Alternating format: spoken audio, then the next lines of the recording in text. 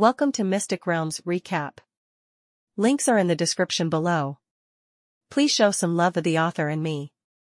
On to the show. Run, children, Grandma Annie desperately shouted to the fleeing dwarves, wanting them to run faster towards the shelters. She was already feeling faint after casting spell after spell without a single break. She hurriedly ate some of her candies to replenish her health and mana as she scanned her surroundings. Discover chapters at ManhwaRecap. Not far from her, Randolph was fighting against two draggers with his hammer. The blacksmith had been a warrior in the past, and even now, he would train his body as long as he had extra time, which was whenever he wasn't busy forging weapons or armor for the foreigners who would visit his shop. Die! Randolph shouted as he smashed one of the dragger's head like a watermelon. He then rolled to his side, evading the attack of the dragger behind him.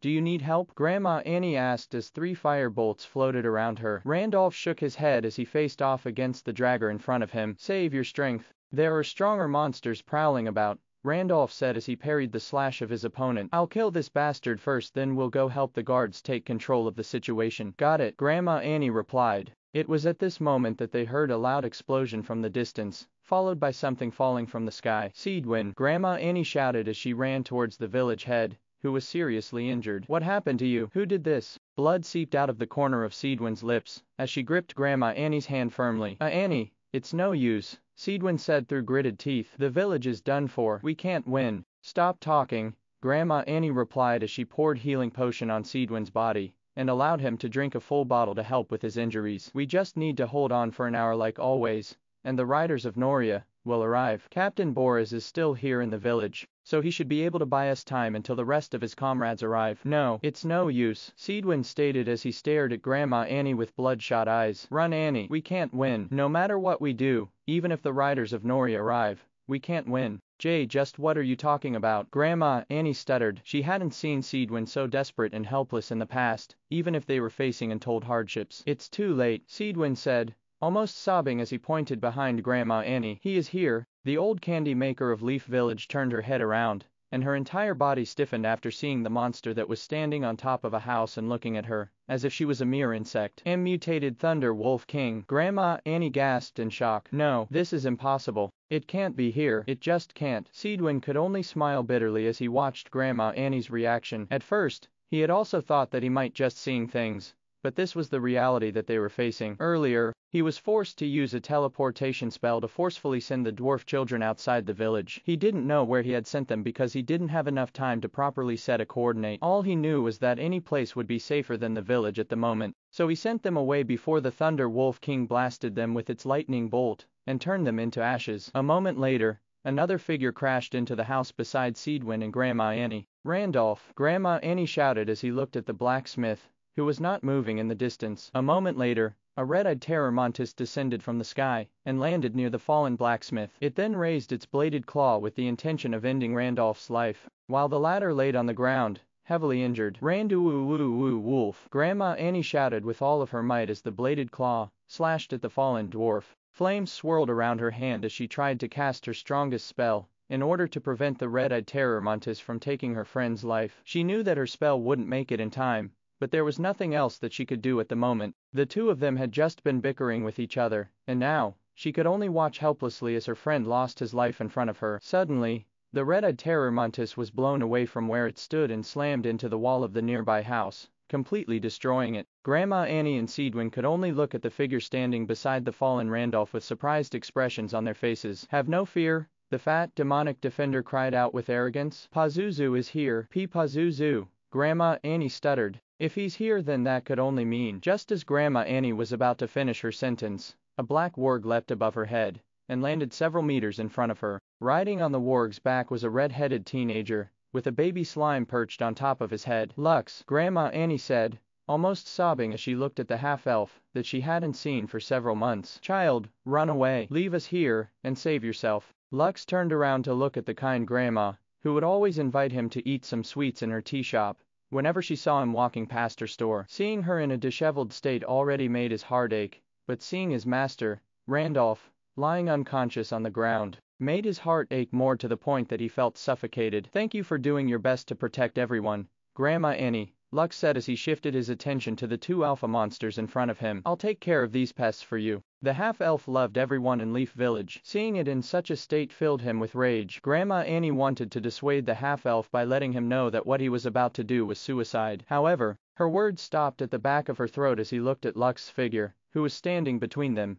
and the monsters who wanted them killed. It had been a while since the last time she was protected by someone. She had always been the one doing her best to protect everyone in Leaf Village to the best of her abilities. Seeing Lux's straight and steady form, she started to believe that a miracle might just happen, a miracle that would be fondly remembered by the residents of Leaf Village for many years to come. The red-eyed terror Mantis emerged from the destroyed house and angrily shrieked at Lux. It was at this moment that Boris, the captain of the Riders of Noria, arrived at the scene along with over 20 riders, who were all grade C apostles, rank 2 monsters. After seeing the opponents, Boris' face paled. With just a glance, he could tell that the 5-meter-tall mutated wolf was bad news. Captain Boris, can you hold them back for 5 minutes? Lux asked with a smile. I need to do something first. No, Boris replied. It's impossible. Oh, isn't this the part where you will say, leave everything to me, and act like a hero? Don't ask for the impossible. That wolf is bad news. Even if our reinforcements arrive, it will still be difficult to deal with.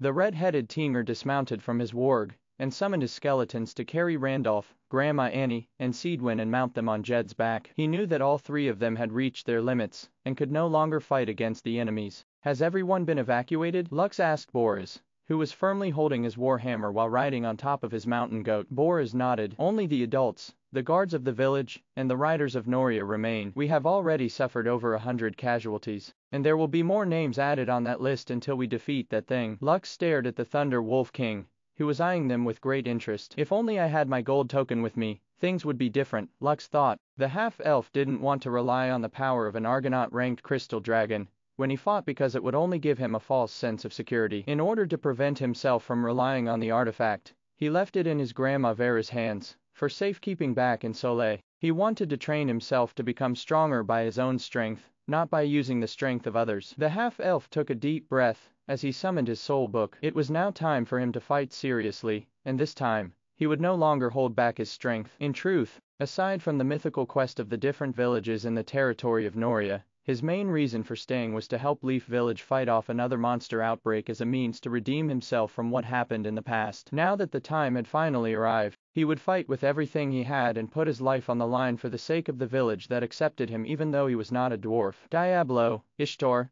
Pazuzu, come, Lux ordered, and his 3 named creatures stood by his side. I order the 3 of you to hold them back for 5 minutes. Do I make myself clear? Yes. All 3 named creatures spoke in unison as they took a step forward to face the 2 alpha monsters in front of them. Captain Boris, if you want to have a chance of winning, please accept my invitation, Lux said as he sent the rider captain an invite to join his party. For some reason, Boris felt that Lux's words held a trace of confidence, so he nodded his head and accepted his invite. Soon, all of the riders of Noria were added to Lux's party. It was not only the riders who had joined Lux's party, but also the village guards led by Aaron, who was currently fighting against the beast ghoul in the western side of the village. Aiko, summon Blackie and YT, as well as your skeletons, Lux ordered. Also, don't join the battle for now. Wait for me to give you the signal. Ha! Aiko nodded as she summoned Blackie, YT, and her skeleton soldiers to fight by their side. Although she was raring to join them in battle, she prioritized obeying her papa's orders because she trusted him completely. Lux did the same and raised his hand to shout a battle cry to enhance Evrion's physical and magical damage. He knew that even the smallest increment in strength could potentially tilt the battle in their favor, so he no longer planned to only use it for himself and his summons. The riders of Noria and the village guards immediately felt an additional strength surge in their bodies. However, before they could express their amazement, Diablo shouted his warlord's warcry, further boosting their strength. Jade Body, Lux shouted, and all his skeleton summons, as well as his other allies, were enveloped with brilliance, coating their bodies with another layer of protection. Updated of LS on Avel, Ben, CM, we might just win this, Boris muttered as he felt the power that was flowing inside his body. Because of the buffs, all of the riders of Noria's strength had been given an upgrade and their strength were now similar to a grade B apostle, rank 3 monsters. Bora's strength even reached the initial stages of a grade O apostle, rank 4 monsters. Now, Captain, can you hold them back for 5 minutes? Lux asked as he gazed at Boris with a serious expression on his face. This time Boris nodded his head. If it is only 5 minutes, I can do that, Boris replied. However, will we win if I give you 5 minutes? Perhaps. Lux answered. I will not know until we try. Boris grinned as he urged his mount to face the monsters alongside his men. Boy, if we survive this, I'm taking you out for a drink, Boris stated. I'll give you the best dwarf wine you will ever taste in your life. Lux smiled as he nodded his head. I look forward to it. The half-elf then summoned his soul book and started distributing his free stat points to his attributes so that he could fight with full strength. Slowly but surely, Lux's rank broke through the grade D disciple rank, but it didn't stop there. Continuously rising at a rapid pace, he had now broken past the limit of what was acceptable inside the beginner's zone, but he didn't care. Several rows of text appeared in front of him, presenting him with the new set of abilities that had been unlocked after upgrading to his current rank. As the half-elf raced against time, his named creatures and skeleton summons fought with everything they had to buy him the time he needed. They knew that once their master had finished allocating his points to his stats and skills, his true strength, that he had been suppressing for the past few months, would finally be unleashed in full. After Lux's arrival, the defenders suddenly found a second wind, which allowed them to gain more strength to repel the invaders. Due to the powerful buffs that had been granted, when the half-elf completed the hidden quest in the stronghold of Noria, all the defenders gained a 20% increase to their attack and defense. Coupled with Lux's stacking buffs, they were able to deal with the rampaging monsters that were destroying the houses that were bereft of their owners. Push them back, Boris ordered. Riders, rally to me. Boris led the charge against the red-eyed terror Montes, who was pushed back by the riders of Noria's powerful charge. Over 20 riders smashed their hammers against the 3-meter-tall Montes at about the same time, making it shriek out of pain and fury. The only tough problem left is the Thunder Wolf King, Boris thought as he glanced at the peak rank 5 alpha monster that was being distracted by Lux's undead army. Every few seconds, one of Lux's and Aiko's skeleton summons would shatter after getting hit by the giant wolf's ferocious swipes. The baby slime would immediately resummon the skeletons that belonged to her every time they get destroyed in order to buy her papa some time to fix his stats. Several panels appeared in front of Lux as he multitasked to allocate all of his stats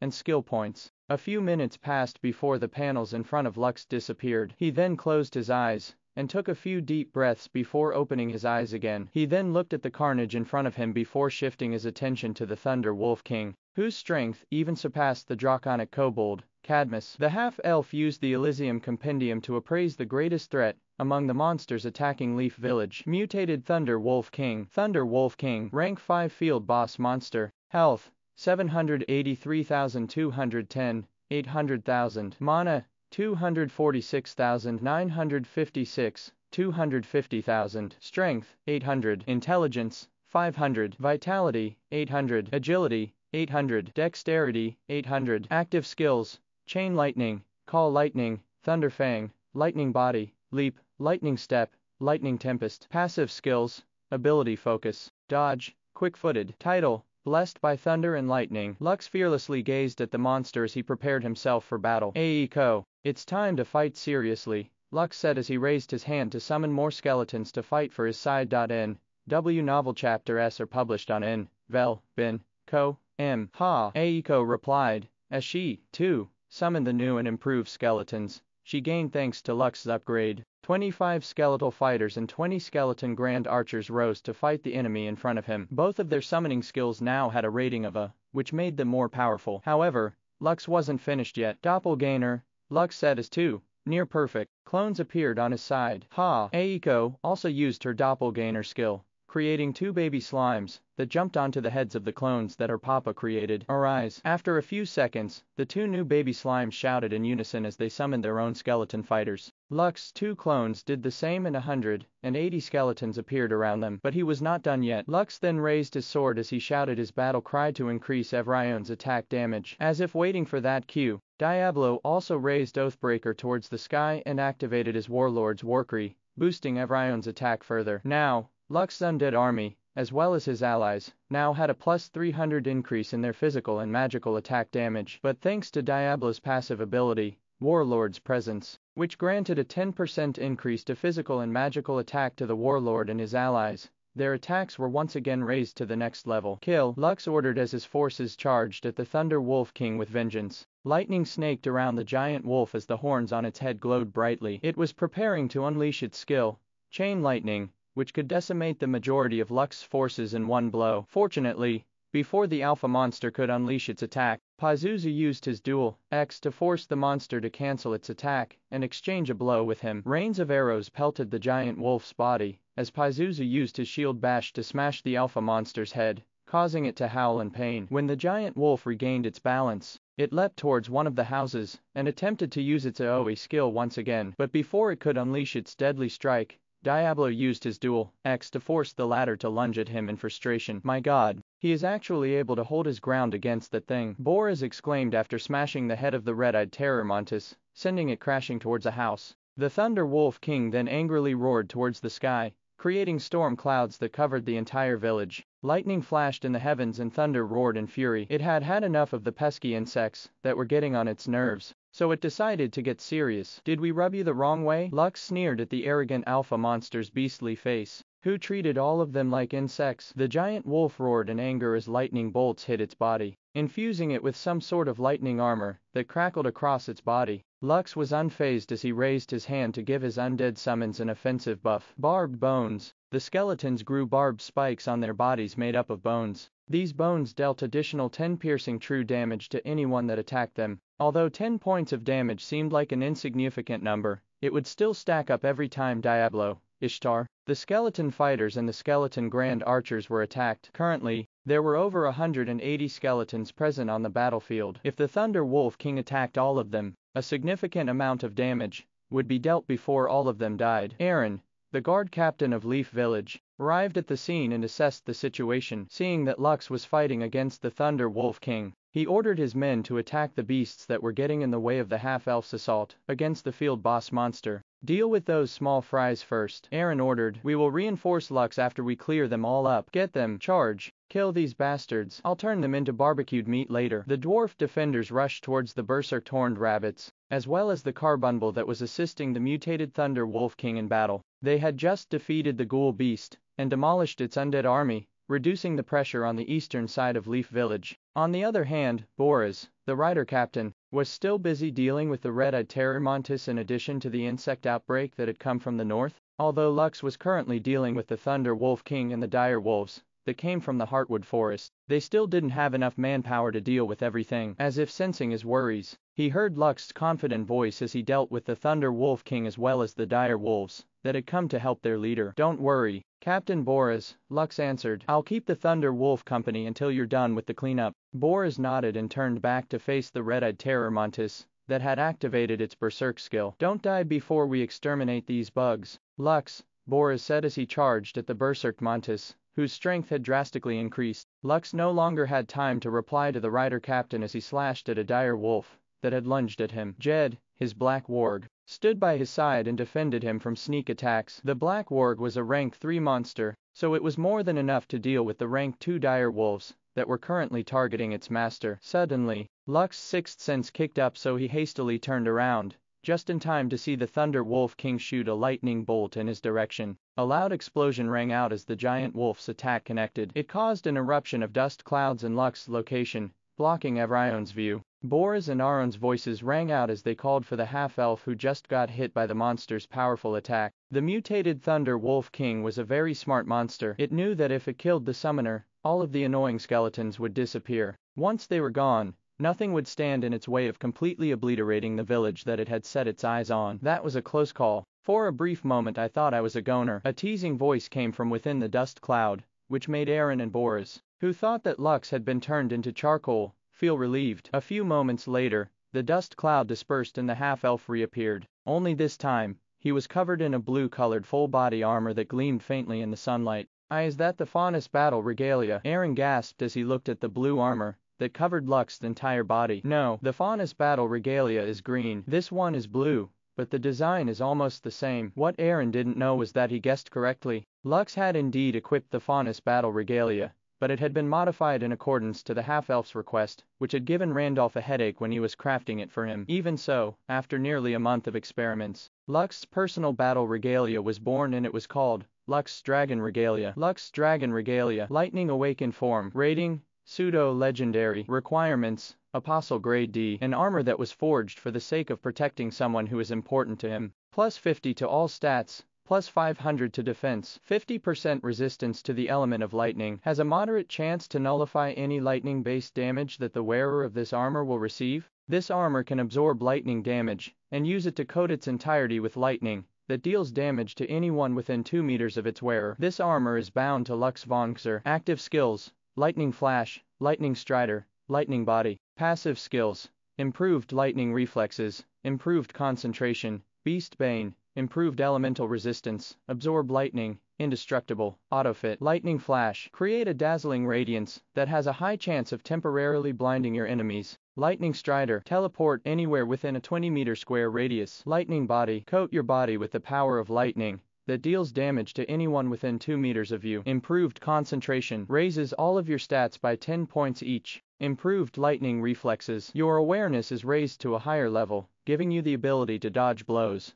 as well as execute maneuvers that require fast movement. Beast Bane: When fighting against beast-type monsters, increase physical and magical damage by 20%. Improved Elemental Resistance: Decrease all elemental damage by 20%. Lux Dragon Regalia was an armor that was specifically crafted to counter any skill that was related to lightning. Lux had asked his master, Randolph, to craft this armor with the intention of wanting to beat the crap out of Nero at the tournament at Barbados Academy. It just so happened that the mutated Thunder Wolf King was a lightning-type monster, which gave Lux the perfect opportunity to try out the power of his armor. However, this armor was still not complete. After hearing Lux's request, Randolph came up with an ingenious idea of creating an armor that could change its elemental affinity. He wanted to make an armor that was capable of resisting as well as nullifying all elemental damage. Lux's armor was still a prototype for his grand design, so it was still incomplete. Even so, the red-headed teenager was already more than happy with the armor that his master had especially crafted for him. Lightning Body: Lux roared towards the sky,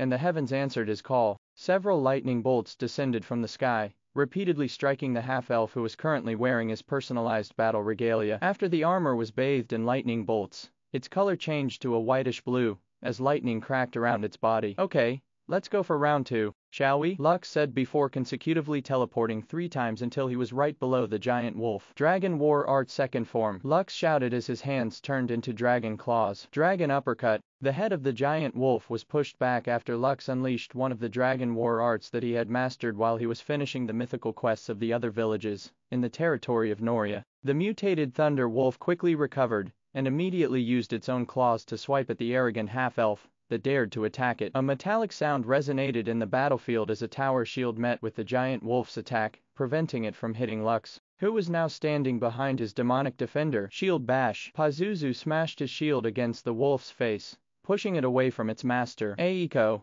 let's do it. Ha ha. Before Lux teleported towards the mutated Thunder Wolf King, he had told Aiko to jump off his head, so she could go near their opponent without being noticed. Lux and the Baby Slime's clones had surrounded the Thunder Wolf King with the intention of crippling their opponent by draining away its mana reserves. Mana Drain. Ha! Tendrils of magical energy were siphoned from the Thunder Wolf King's body at a rapid pace, which alarmed the field boss. Mana Drain. X absorbs the mana of your target for 5 seconds. Mana absorbed is equivalent to 5% of target's maximum mana. Range 10 meters. Duration 5 seconds. Cooldown 20 seconds. Although 5% might seem small, Mana Drain was still a skill capable of exhausting the opponent's mana reserve, limiting their usage of active skills. Right now, Lux, as well as Aiko's clones were also using this skill at the same time, which drastically increased the amount of mana drained from the Thunder Wolf King. The skill only had a 20 seconds cooldown, and in the limited period of time, Lux was able to absorb 30% of the monster's mana within the span of a few seconds. If Lux could do this 3 to 4 more times, the field boss would run out of juice and would have no choice but to fight them with just physical attacks. As if considering this possibility, the Thunder Wolf King decided to unleash a strong AoE attack to repel everyone that was attacking it. Right now, only Diablo, Ishtar, Pazuzu, and the skeleton Grand Archers were actively fighting the boss monster. The skeleton fighters were busy keeping the dire wolves that were trying to help their leader away from the battle. As the Thunder Wolf King gathered magical energy in its body, it eyed Lux with hatred. Unfortunately, the boss was unable to cast its powerful skill, because one of Aiko's clones had copied Diablo's Duel X skill, forcing the giant wolf to face her. Your favorite levels. at Novelban. Calm. The baby slime clone only opened its mouth as a magic circle appeared in front of it. Lux, Aiko, and the rest of their clones did the same as they prepared to unleash one of the strongest attacks that they could muster at the same time. This was one of Lux's ultimate trump cards. He and Aiko had already used this move several times when they were clearing the difficult missions that accompanied the mythical quests in the territory of Noria. It was an attack that even Cadmus,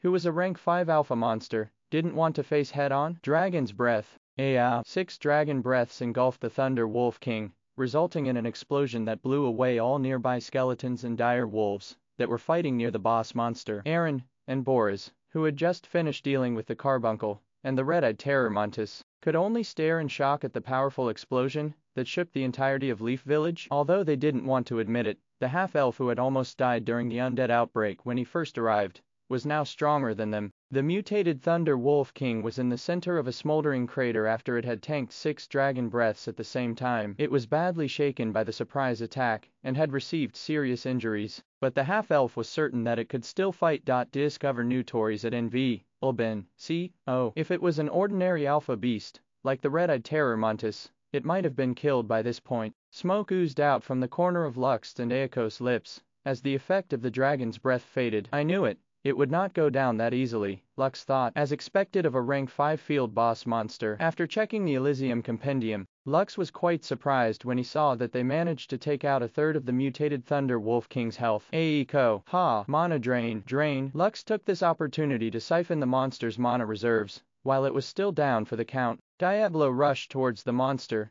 wielding a dark spear that Lux had acquired when doing the mythical quest in Millwood Village. Although it wasn't a mythical weapon, it was still a unique weapon that boasted significant strength. The skeletal rider's heroic charge connected with the Thunder Wolf King's body, sending it skidding several meters away. However, just before Diablo could hit it with a follow-up attack, the monster leapt away to safety. Lux, we're here, Boris shouted. Let's take this monster down together, Aaron declared. Seeing that it was outnumbered, the mutated Wolf King planned to escape, but before doing that, it still wanted to kill the half-elf who had made its life miserable. Lightning enveloped the giant wolf's feet before it disappeared from where it originally stood. A second later, it reappeared behind Lux and opened its fangs to bite him to pieces. However, just as its fangs were about to reach its target, a rocky hand jutted out of the ground and gave the Thunder Wolf King an uppercut that sent it flying. I knew you'd do that, so I prepared a surprise for you beforehand. Lux turned around to look at the giant wolf, whose jaws were bleeding from the blow it received. Say hello to my little friend. The ground trembled and a 4-meter-tall rock golem stood in front of Lux. After Lux had upgraded all of his stats and skill points, he had unlocked his skill Summon Golem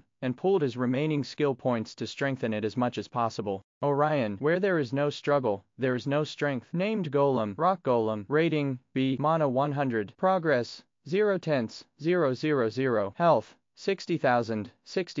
Mana, 2,500.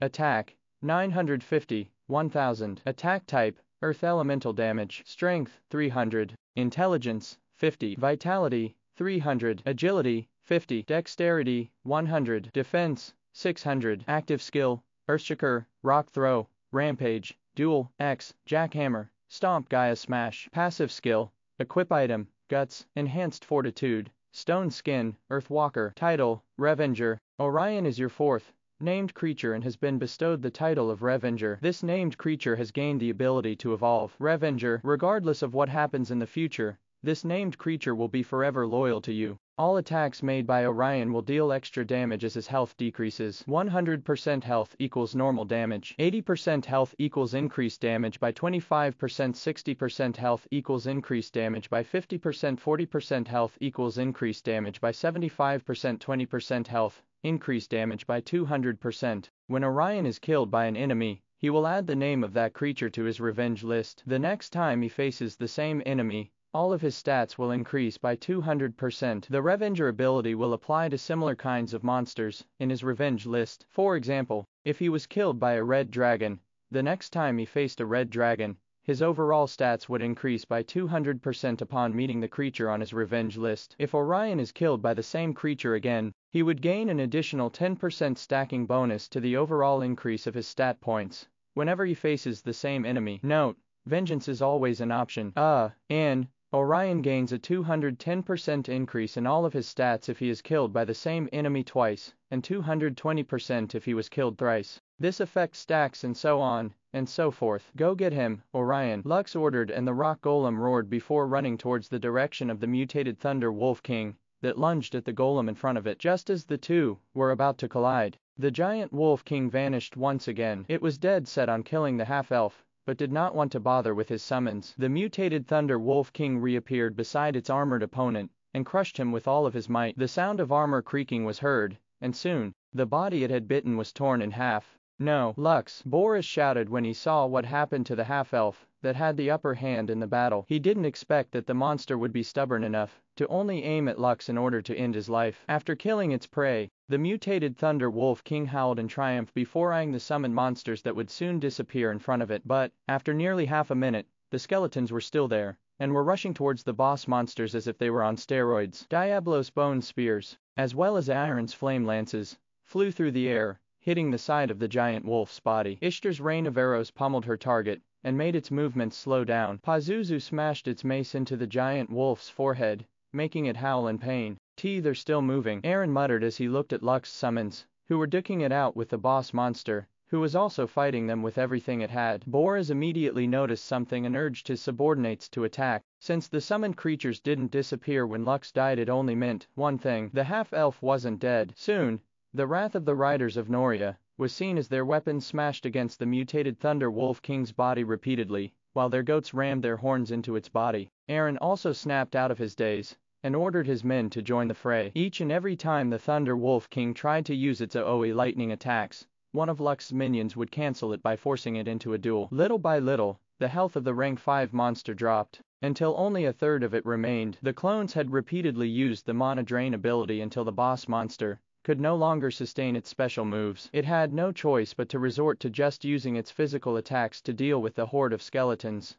dwarves, slimes, and the rock golem, who punched the giant wolf's head left and right. After feeling that its death was imminent, the Thunder Wolf King forcefully shook off its attackers and used its lightning step one last time to distance itself from its enemies before making a run for it. Just where do you think you're going? A teasing tone asked from the sky. Lux, whom everyone had thought was dead, descended from the heavens like a comet. Dragon War Art 9th form. Lux roared as an image of a red dragon appeared above him. Draco Meteor. The mighty roar of a dragon spread across the surroundings as Lux descended in blazing fury. His fists smashed into the mutated Thunder Wolf King's head, causing the ground under its feet to shatter due to the force of the impact. Die! Lux shouted as he smashed the giant wolf's head towards the ground again, creating a powerful explosion, which sent dirt and rocks flying in every direction. Lux clicked his tongue because his blow was still not enough to kill the monster. However, he was completely exhausted from the all-out attack he had just done. The half-elf then used his lightning strider skill to distance himself from the monster, who was near death, and ordered his new companion to finish it. Orion, finish him, Lux ordered as he pointed at the monster which had forcefully propped itself up from the ground. The ground shook as the 4-meter-tall rock golem ran towards his opponent. When the wolf came within its range, it used its leap attack to lunge at his opponent with his arms pulled back to deliver its strongest attack. Gaia Smash! Orion roared as it descended towards his enemy with his fist radiating a golden light. The moment the rock golem's attack connected, a loud cracking sound was heard as the mutated Thunder Wolf King's skull broke under Orion's finishing strike. A powerful shockwave blasted everyone in the surroundings away as the boss monster howled its dying cry. The greatest threat that appeared in Leaf Village had finally breathed its last and turned into particles of light. This left everyone,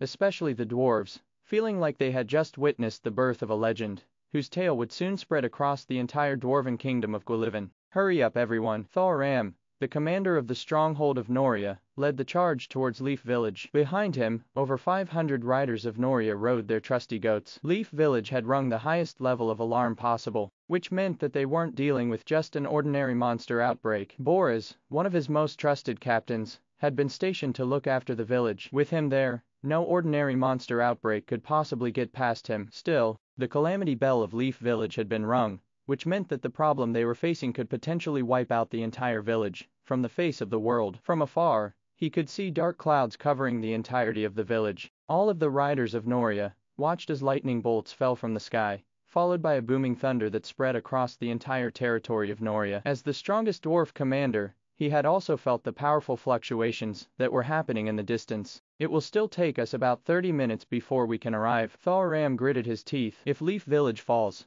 I will be demoted from my position, and possibly be replaced by the king for my inability to secure this territory. No matter what happens, I must get there in time. When the almost non-existent protective walls of Leaf Village finally came into view, all that Thoram saw was smoke rising up in the air. His heart sank, thinking that the village had been destroyed completely, and that no one had survived. Sound the battle horns, Thoram ordered. Make them know that reinforcements have arrived. Immediately, the sound of horns reverberated in the surroundings as the riders of Noria entered Leaf Village with their weapons raised high. Their eyes were bloodshot, and they were ready to kill the first monster that crossed their path. The first thing that Thoram saw when he and his troops entered the village were the countless bodies of monsters lying on the ground. There were also several dwarfs that had fallen in battle, but all of them were adults who had done their best to fight for those that were important to them. Visit N0V-ELB-I-N for the best novel reading experience. It was obvious that they prioritized the evacuation of the children and the foreigners,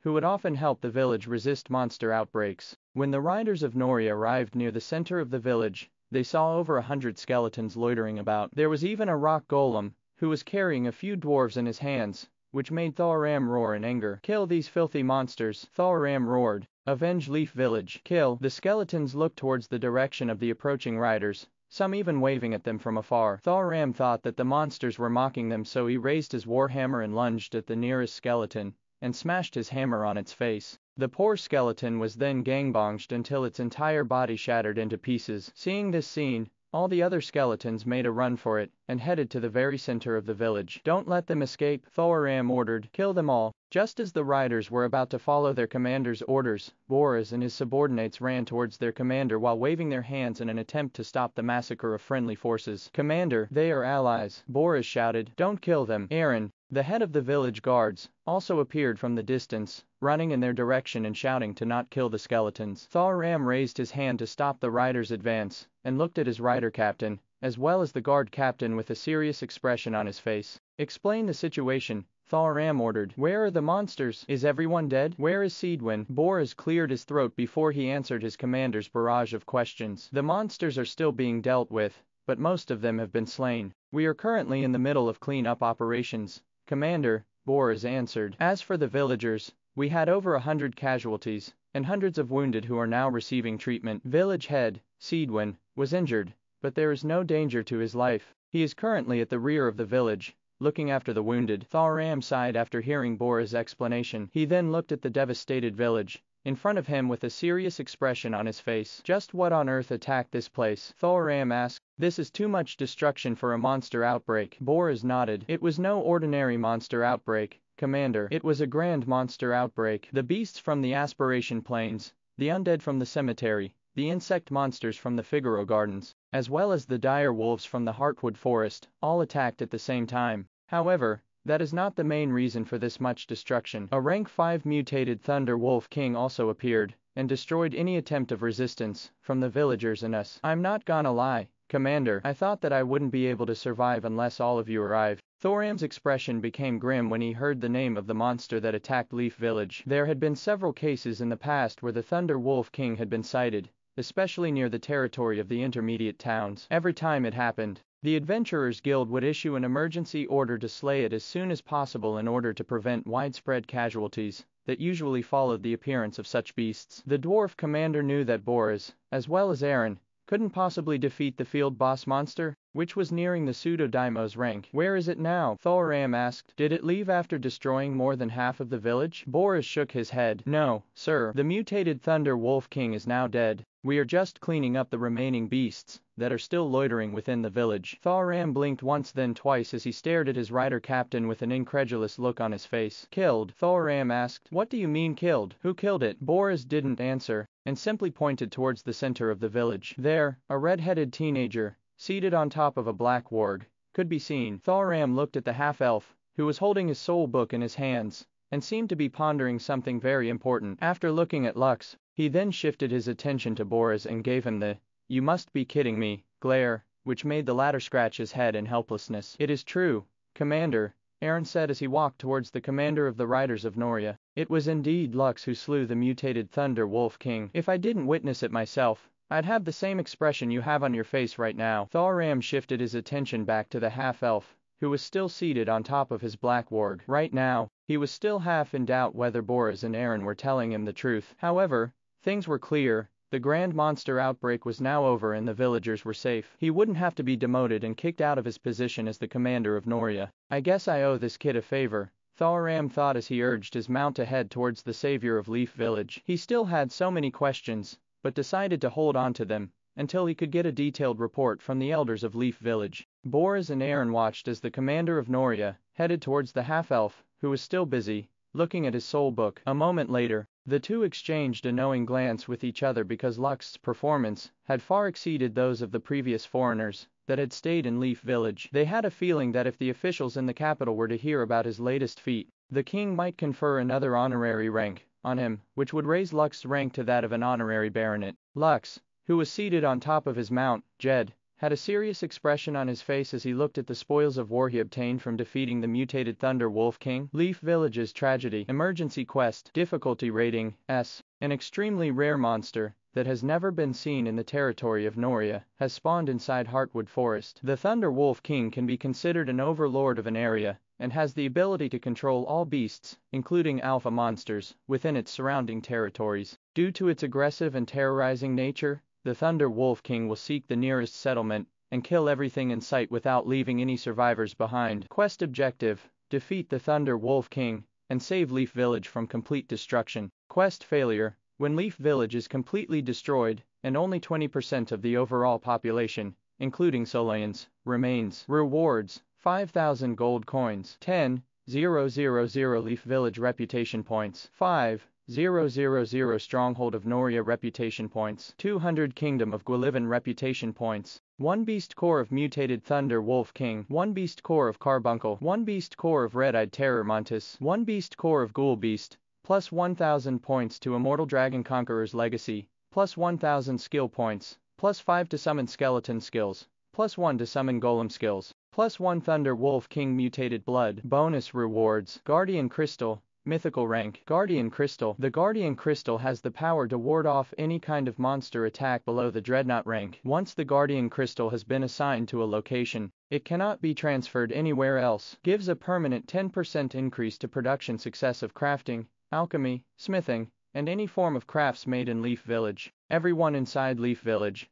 will gain a 100% health and mana regeneration buff that will last for an hour after they leave the village. Lux was paying close attention to the Guardian Crystal that he had acquired as a bonus reward after defeating the Thunder Wolf King. If the information of the Guardian Crystal is true, then this is certainly a good thing, Lux thought. With this, Leaf Village will no longer have to worry about monster outbreaks ever again. Ray D. The Lot Street Stories en in Vielben, com. Lux had already decided to give the Guardian Crystal to Seedwin to increase the defense of the village that had played an important role in his life in Elysium. The half-elf's main reason for not leaving the village when he could have was to help them fight against the next monster outbreak that would happen within a year. He could still remember the horror of the first monster outbreak he had experienced that had almost taken his life. This was the final goal that he had set for himself before he could leave without any regrets and continue his journey in Elysium. Acquiring the Guardian Crystal was a pleasant surprise, because it would ensure the safety of Leaf Village for hundreds of years. But the one thing that surprised Lux the most was that after defeating the Thunder Wolf King, he received its mutated blood,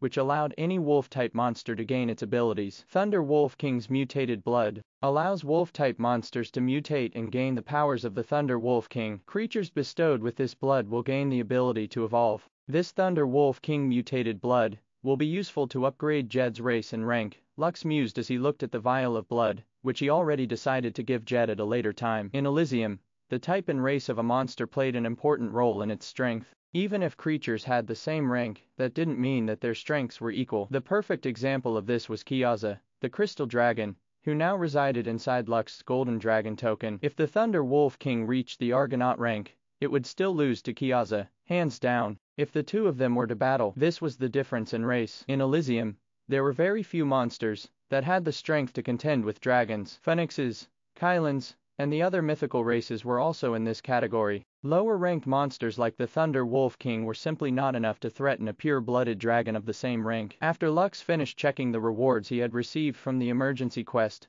he noticed another notification in his soul book, which gave him a very pleasant surprise. I didn't expect that I would be able to complete this mission in this manner, Lux thought as he looked at the rewards from the hidden mythical quest of Leaf Village that no one had ever cleared in the past. Mythical quest, Birth of a Legend. Defeat the alpha monster of the Aspiration Plains. Carbuncle, 1/1. Defeat the alpha monster of the Leaf Village Cemetery. Ghoul Beast, 1/1. Defeat the alpha monster of Figaro Garden. Red-Eyed Terror Mantis, 1/1. Defeat the field boss of Heartwood Forest. Forest Wolf King, 1/1. Rewards, 500 skill points, 50 body constitution points, 50 stats points. Leaf Village Equipment Set, Mythical. Favonius Legacy, the Heirloom of the West. 1 random mythical item exclusive to the Leaf Village. Miserous End, Destroyer of Lost Hope. Bonus rewards. Title, Eternal Guardian. 5,000 Leaf Village Reputation Points. Eternal Guardian increases physical and magical attacks by 10%, increases defense by 10%, increases magical resistance by 10% when defending a village, town,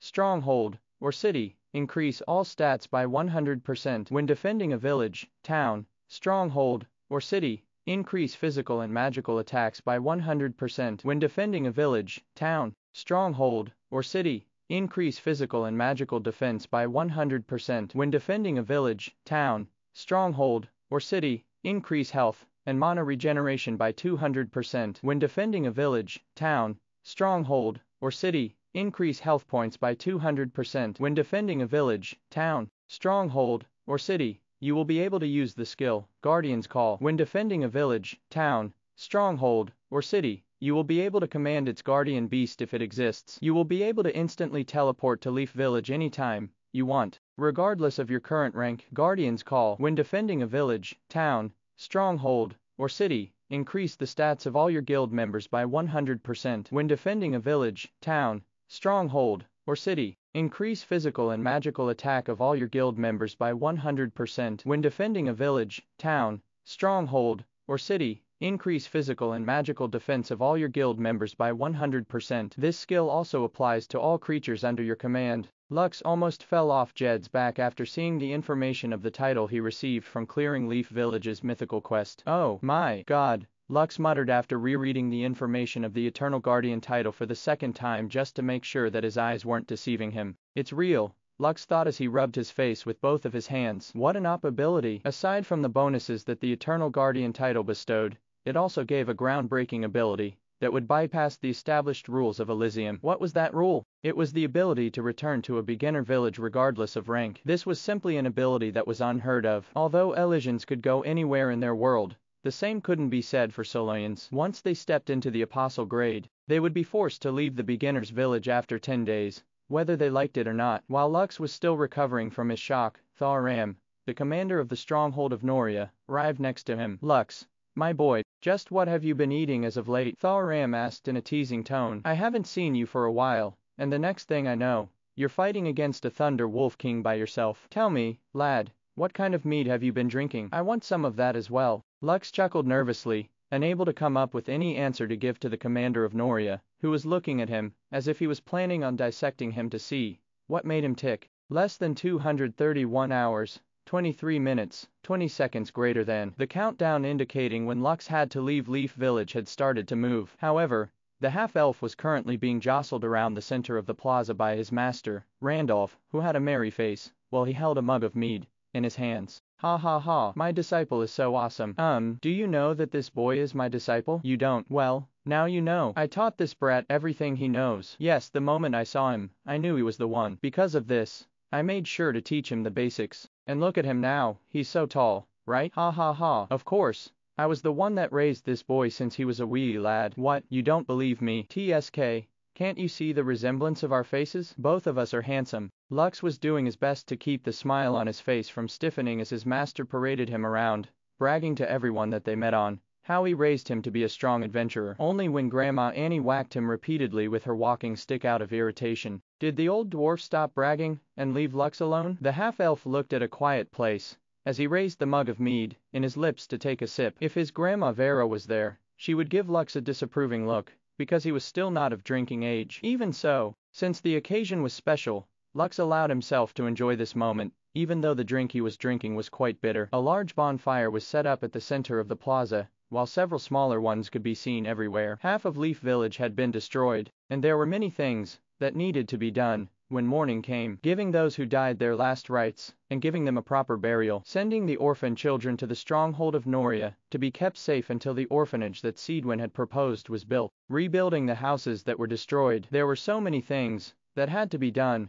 but for tonight, everyone was just thankful to be alive. As the one who played a big role in saving the village, Lux was treated as a hero by everyone. The dwarves from Elysium and Solais would look at Lux in admiration and respect, which made the half-elf feel bashful. In the past, Lux had hungered for recognition. He wanted to prove to everyone that he wasn't useless. He wanted his grandma to be proud of his achievements as a way to repay her for raising him with love and care. More than anything else, he wanted to go to Elysium, so that his goals could be achieved. But no one knew how hard he worked in order to achieve what he had today. How many times he risked his life in order to gain the power to protect those that were important to him. All everyone saw was his greatness, and no one knew about his failures and hardships. Even so, Lux felt that his suffering and hardships had just started. Aiko, we'll stay in Leaf Village for a while to help repair the houses that were destroyed, Lux said as he lightly patted the baby slime that sat on his lap. After that, we'll go to the intermediate town to look for Colette and the others. I don't know if they went straight to Whitebridge City where her sister was, but just in case she didn't, we will meet with them first before we head back to Solais to register for the upcoming tournament in Barbados Academy. Ha! Aiko nodded her head in agreement. After that she jumped on Lux's arms and moved toward the mug of mead in his hand. However, before the curious baby slime could even drink the mead, Lux grabbed her and told Aiko that she was still too young to drink mead. Aiko protested, but after Lux told her that Iris would get mad if he allowed her to drink his mead, the baby slime stopped being stubborn and crawled back onto Lux's lap, so that her papa could continue to pat her head. While the half-elf and baby slime were having a bonding moment, Sidwin, the village head of Leaf Village, approached Lux with a smile. Lux, are you sure you want to give us this guardian crystal? Sidwin asked as he showed Lux a golden crystal that was a foot tall. This could fetch a high price, you know, village head. The lives of the people here in Leaf Village are priceless, Lux replied. No amount of gold can match Grandma Annie's life, as well as my master Randolph's life. Knowing that both of them will be safe even after I leave will give me some peace of mind. So, please, take the guardian crystal and ensure that Leaf Village will prosper for many years to come. Sidwin looked at Lux fondly and nodded his head. 4 villages located at the edge of the kingdom of Gwillivan, a guardian crystal was like a protective charm that ensured that no monster outbreaks or beast tides would dare come their way. Sidwin looked at Lux fondly and nodded his head. 4 villages located at the edge of the kingdom of Gwillivan, a guardian crystal was like a protective charm that ensured that no monster outbreaks or beast tides would dare come their way. By the way, Lux, when will you leave Leaf Village? Sidwin asked. Oh, don't misunderstand. I am not forcing you to leave. In fact, I wish that you can stay with us longer. I just want to know so that we can prepare to give you a grand send-off before you head to the intermediate towns. Lux smiled as he contemplated a date. In the end, he told Sidwin that he would be leaving in 9 days. After getting the half-elf's promise to attend their grand farewell party, Sidwin left him alone so that he could have time to himself to think. After Sidwin left, several dwarf children approached Lux in order to have a chat with him. It's you guys, Lux said as he looked at the dwarves who had suddenly appeared near him, while he was on his way back to Leaf Village after finishing his last mythical quest. They were the dwarves that Sidwin had forcefully teleported away from the village, in order to save them from the monsters that were about to kill them. These were the same dwarves that told Lux about the current situation in Leaf Village, which made the half-elf use his boots of teleportation to arrive at the spawn point of foreigners within the village as fast as he could. If not for them, he might not have arrived in time to save his master, Randolph, as well as Grandma Annie and Sidwin, from the alpha monster's merciless assault. Thank you for saving Leaf Village, the dwarf boy said with admiration. Lux shook his head. No, it is me who should be thanking you. If not for you guys, I might not have known that the village was under attack. Thank you very much. Because of you guys, the people important to me are still alive. The dwarves then took a log and placed it in front of Lux, where they all sat, and asked him to tell them the stories of his travels. Perhaps due to his good mood, or the effect of the mead he drank, the half-elf accepted their request, and told them tales about his travels. Fidu up ts on novelin, calm, tales of kobolds, powerful orcs, giant worms, and dragons, tales of hardships and overcoming difficulties, and trusting the bonds between friends. Soon, the half-elf was surrounded by many children, both Elysians and Solans. There were even some adults, namely Grandma Annie, Randolph, Aaron, and Boris, who had come over to hear Lux's exploits during his time in the territory of Noria. The dwarf children, as well as the adults, were awed by Lux's fairy tale-like storytelling. Even Eiko kept on giggling whenever her papa mentioned her exploits, and the dwarf children would look at the blue slime as if she was a mythical beast. I'll also get a slime as my beast companion. Me too, I'll get one as well. Lux didn't know if he should laugh or cry at the dwarf children's desire to have a baby slime as their first beast companion. He and the other adults did their best to convince the children that Eiko was different from the other slimes that they were familiar with, and they shouldn't take having one as a beast companion lightly. The children were pacified, but only on the surface. Lux didn't know that his casual story telling would bring a trend to the dwarves of Leaf Village to always have a slime with them whenever they went on adventures. In a few years, these same slimes that were reared in Leaf Village and their owners would do incredible feats which would shake the entirety of the kingdom of Gwillivan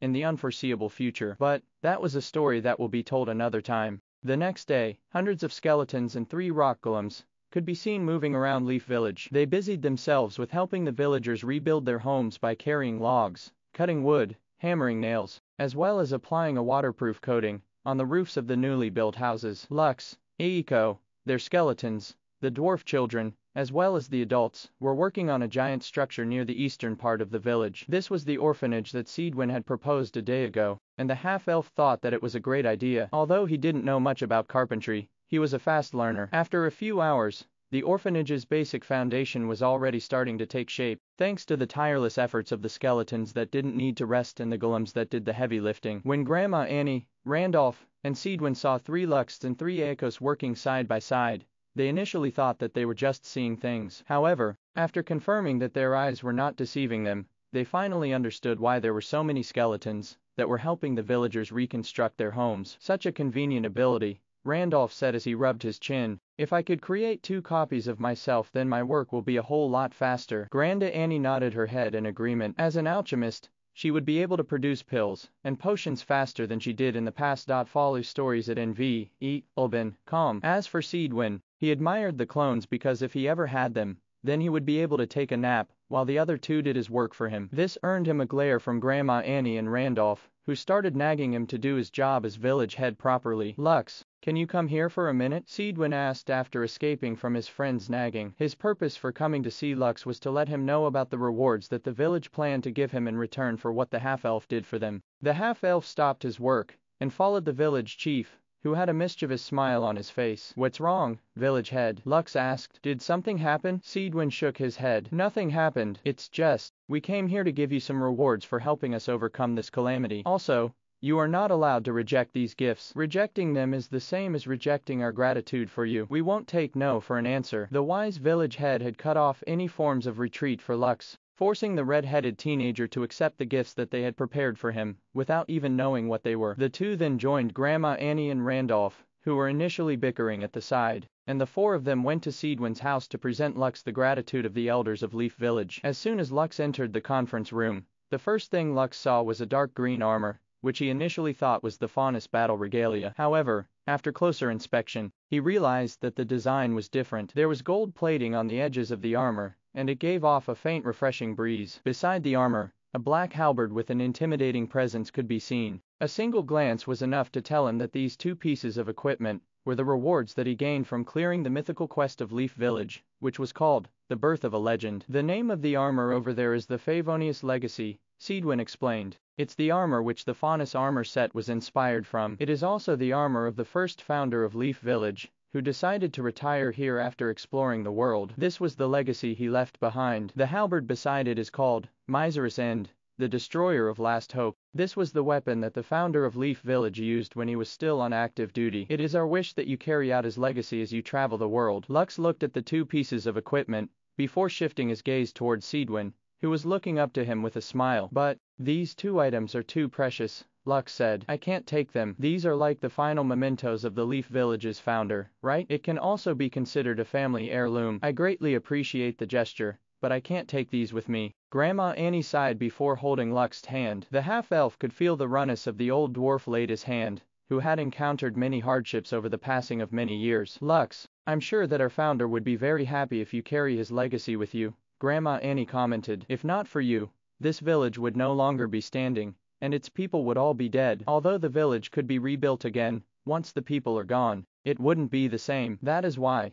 as long as you carry these with you, Leaf Village, will always remain in your heart. Please, take them. This is our wish as the elders of Leaf Village. After seeing all the elders look at him with tender gazes, Lux had no choice but to nod his head and accept the founder of Leaf's village legacy. Thank you very much, Lux replied. I will use these gifts to the best of my abilities. Good, that is all that we ask of you. Seedwin smiled. Now, go on, take them. Lux nodded and reached out to touch the ancient armor that had been kept in a hidden treasure house that only the village head of Leaf Village could open. As soon as his hands touched the armor, the entire world suddenly turned white. A moment later, Lux found himself on a mountain, overlooking a small village in the distance. Although it wasn't exactly the same as the one he remembered, there was no mistake that the village he was looking at was the old Leaf Village. Beautiful, isn't it? A calm, steady voice spoke from behind Lux. The half-elf turned around to see an old dwarf, with white hair and weathered features. However, his presence was strong enough to let Lux feel that the person in front of him was very strong. So strong that Lux was feeling doubtful whether he had properly assessed the old dwarf's strength or not. His strength is the same as my stepfather's,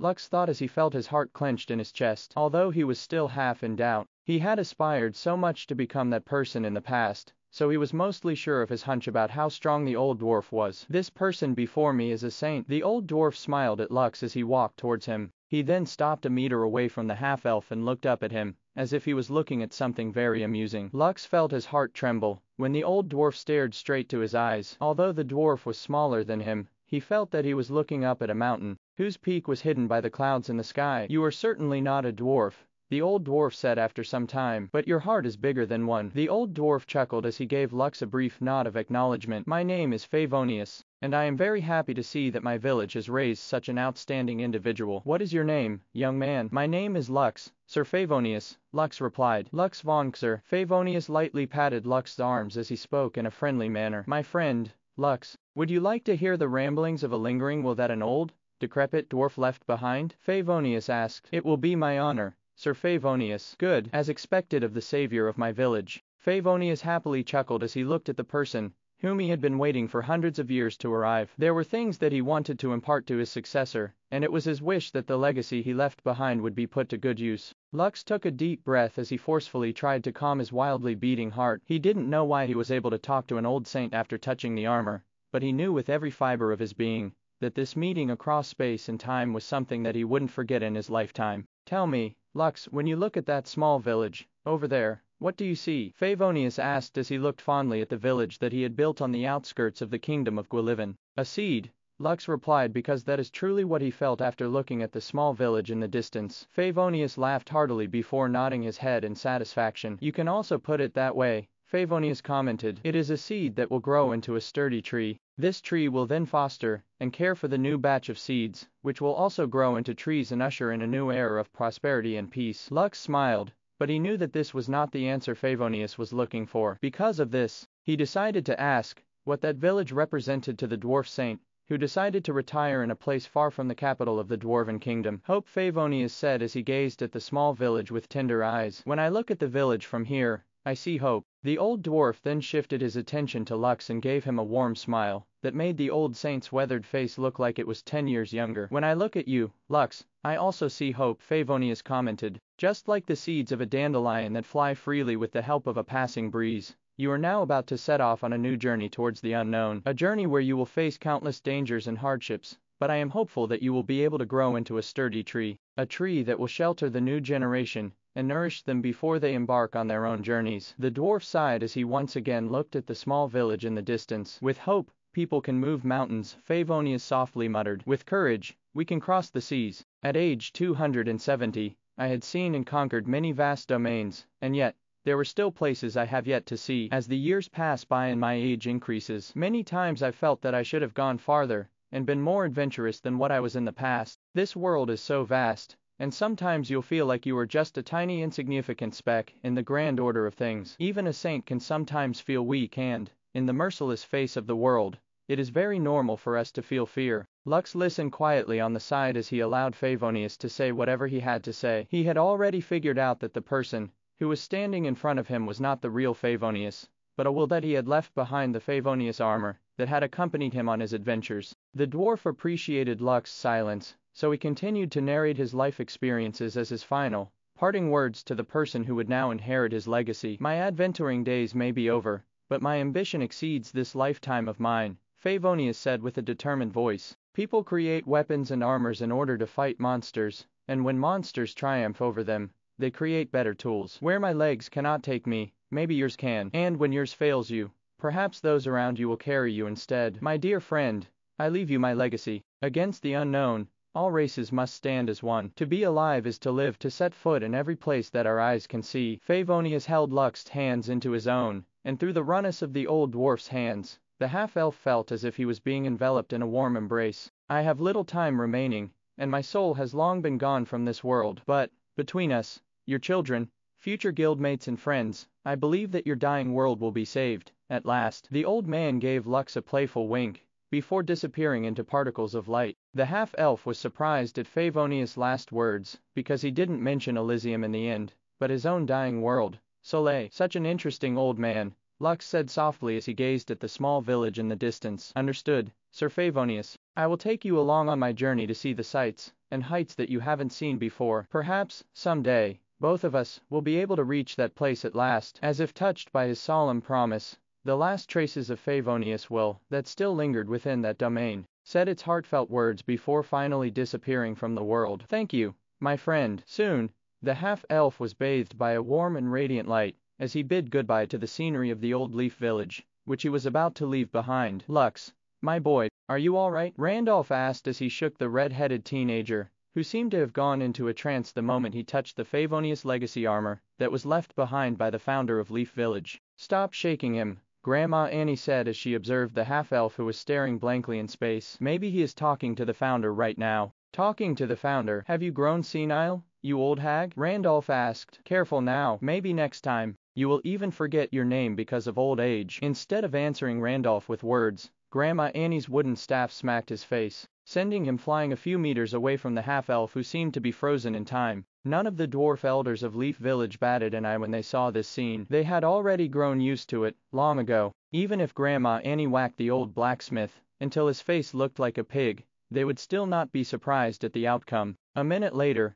Lux's body shook as he woke up from his trance. Child, what did you see? Grandma Annie asked with great curiosity. Did the founder leave some instructions behind? The elders of Leaf Village, including the village head, Seedwin, perked their ears up as they waited in anticipation for Lux's answer. They had carefully handled the Favonius armor and studied it for years, which had led to the creation of the Faunus battle regalia. For them, the legacy that their founder had left behind held an important place in their hearts. So if Favonius had indeed left some instructions for the next generation, they would be more than happy to carry out his will with the best of their abilities. Yes, Sir Favonius had indeed left something behind, Lux replied with a smile. He left behind hope. Hope? Seedwin inquired. Can you please elaborate? Explore novels on novel.com. Lux nodded his head and told the dwarves about his meeting with the founder of Leaf Village, Favonius. Of course, he left out the part about his dying world. Although most Solans had a hunch that their world might be dying, this was only a conjecture on their part. After hearing his tale,